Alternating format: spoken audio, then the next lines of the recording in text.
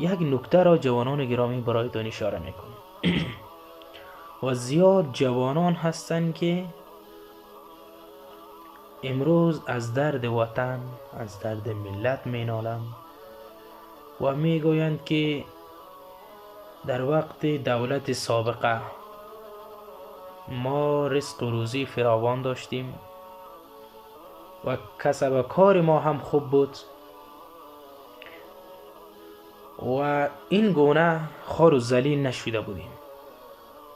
خوب دقت کنید عزیزان محترم، در وقت دولت سابقه امریکا وجود داشت. اگر شما مشاهده نکردین، ما که مشاهده کردیم. در کابل، در منطقه ترک آباد، یک منطقه نام دارد، آیا در آنجا امریکا با خود جا و منزل جور نکرده بود؟ که ما آن را مشاهده کردیم تقریبا چقدر زمین مردم را غصب کرده و در آنجا با خود جا جور کردند. و در حالی که خداوند تبارک و تعالی می فرماید ولا یزالون یقاتلونکم حتی یردوکم عن دینکم ان استطاعوا، اینها با شما دوستی ندارد. این یهود و نصارا با شما خنده می کند، با شما می شیند و با شما کمک می کند، خانه جور می کند، اما هدفشان جوانان گرامی چیز دیگری است.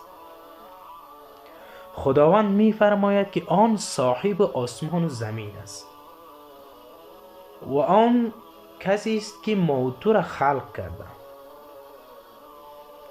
امروز ما این کم قوت عقل خود چقدر چیزها را تصور میکنیم. شما میبینید که در جهان چقدر توپ و تانک طیاره جور شده، چقدر ماشین آلات جور شده. این به توسط انسان جور شده. این را کدام حیوان جور کردگی نیست، این را همگیشان را انسان جور کرد و انسان را خداوند خلق کرده. و خداوند هیچ وقت نمیخواهد که یک بنده اش به طرف گمراهی روان باشد و خدای نخواسته خداوند این قسم نمی کند یک بنده خود را خودش گمراه کند. این در دین اسلام وجود ندارد. خداوند از پدر و مادر کرده هم مهربانتر می باشد در انسان و او می فرماید که ولا یزالون یقاتلونکم حتی یردوکم عن دینکم ان استطاعوا، اینها تا چه وقت با شما دشمن هستند؟ تا روز قیامت یا تا وقت مردن اینها با شما دشمن هستند؟ نه خیر. حتی یردوکم عن دینکم. به این نکته خوب متوجه باشید دوستان گرامی. حتی اینکه شما را از دینتان رد کرد و از دین مقدس اسلام که شما خارج شدین، وقت نه شما را میزند، نه شما را بمبارد میکند، نه خانه شما را خراب میکند. شما دوستان هستید. این استطاع اگر بخواهد انشاءالله نمیتواند که از دین ما خارج کند. جوانان گرامی، امروز خود ما و شما دست با دست بدهیم و وطن را جور کنیم. تو در خانه قرار خوشم و ما در اتاق خوشم بگوییم که امریکا وطن ما را جور میکنه، از خارج آمده وطن ما را جور میکنه. هیچ کس وطن خود جور نمیکنه برادران. هیچ کس وطن ما را دیده نمیتونه. این را خوب در عقلتان جا بدید. نمیخوام که نام بگیریم، همسایه کشورهای ما زیاد هستند، به نام کشور اسلامی هستند، نمیتواند افغانستان را دیده. امروز افغانستان خراب شود، امروز جوانان افغانستان خارج شود، به ملک مردم و مزدوری آنها را کنند، خوار و ذلیل باشند، اینها افتخار میکنند. برادران گرامی، اگر ما دست با دست بدهیم، اخوت برادری را در بین انجام بدیم و دین اسلام یگانه دین اخوت برادری است، آن را ما به خود تطبیق کنیم، ان شاء الله افغانستان جور میشه. برادران گرامی، و این را هم متوجه باشید که تو فکر نکنید که از دست ما چی می آید که ما با وطن خدمت کنیم. از دست شما، از دست ما بنده چیز نمی آید. نه پول دارم در وطن کمک کنیم، دست فقیر یتیم را بگیریم، نه مثلا که کدام ثروت داریم، نه که کدام عالم هستیم مردم را دعوت کنیم. فقط همین قدر کرده میتون یک دوست محبت را در بین مردم افشا کنیم، با مردم با اخلاق گپ بزنیم، چنان که پیغمبر گرامی صلی الله علیه و سلم میفرماید با مردم چنان نیکو رفتار کنید که آن شخصانی که خدا را نمیشناسد، کسانی که خدا را نمیشناسد به توسط اخلاق شما مخلوق با خدا آشنا شوند. ان شاء الله امیدوار هستیم که افغانستان کامیاب میشه. ذره خدمت به وطن ما کردیم، آن را باید از صدق دل انجام بدیم. دولت سابقه و بعضی از انسان‌های کم فکر میگفتند که این مجاهدین اسلامی با 4 موتورسیکل و با 2 کلاشینکوف با 1 میل پیکا چگونه میتواند افغانستان را فتح کند، و در حالی که افغانستان چقدر توپ و تانک و طیاره دارد، در حالی که چقدر نیروی قوی دارد. شد برادران محترم، اون نصرت الله است.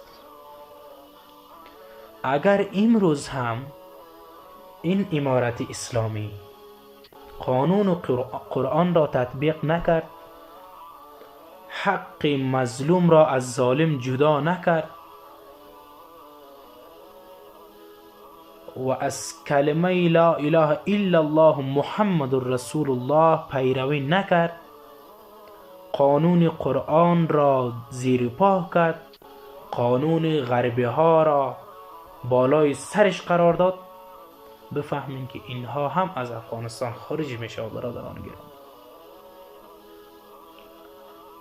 خداوند میفرماید که اگر آن قومی که در روی زمین فساد را زیاد کرد، آن قوم را من گمراه میکنم، آن قوم را نیست و نابود میکنم، بجای آن قوم دیگری را میآورم که من را عبادت کند. اگر این رهبران ما، امارت اسلامی افغانستان، قانون قرآن را تطبیق کرد، حق غریب و یتیم پایمال نکرده شد، بفهمید که ان شاء الله قانون اینها، دولت اینها، ملت اینها همیشه و همیشه پایدار می باشد. این را من نمیگویم، این را تمام علمای اهل سنت و الجماعت با این موافق هستند که اینها قانون الله را تطبیق کرد که الله با ما می باشد. شما داستانها را خوندید، غزوه احد، غزوه بدر، جنگ حنین. تعداد کافرها چقدر بوده و تعداد مسلمانها چقدر بود؟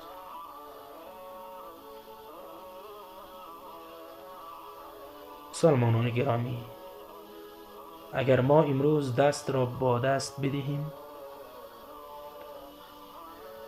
کلاه خود را پیش روی خود مانده فکر کنیم و در بین خود جور بیاییم ان شاء الله العزیز افغانستان کامیاب می شود. افغانستان دیگر احتاج نمی شود به کشوران دیگر، چرا که ما همه چیز را در افغانستان داریم. ما لاجور داریم، ما طلا داریم، ما مس داریم، ما گاز مایی داریم، ما همه چیز را در افغانستان داریم. ما چیزی را در افغانستان داریم خارج نصف آن را، ذره آن را هم ندارد. برادران گرامی، ما در افغانستان لیتیوم داریم. لیتیوم چیزی است که در خارج، در مملکت های دیگر بسیار کم پیدا می شود و ما در افغانستان معدن لیتیوم داریم.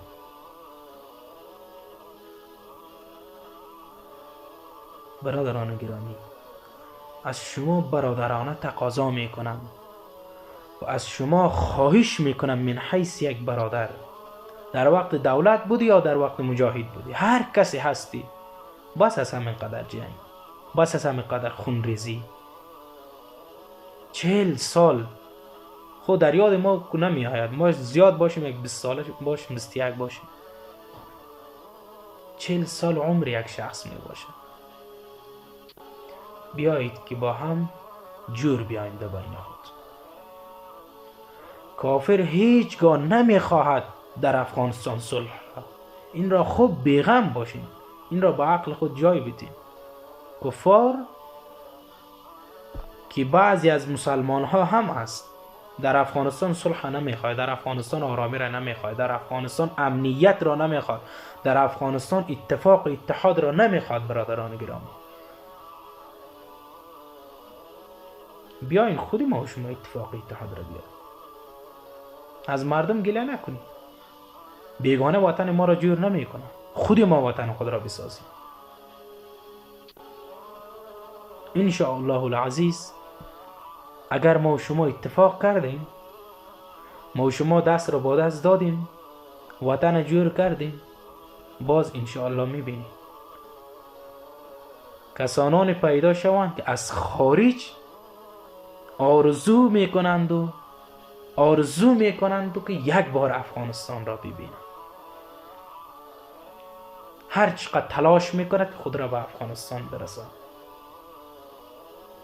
الحمدلله بیرق امارت اسلامی در سراسر افغانستان به اهتزاز درآمد. امیدوار هستیم که این بیرق ان شاء الله العزیز پرچم تمام کشورها خواهد شد و این بیرقی خواهد شد که همه امت مسلمه این بیرق را بالای خود چتر می‌کنند.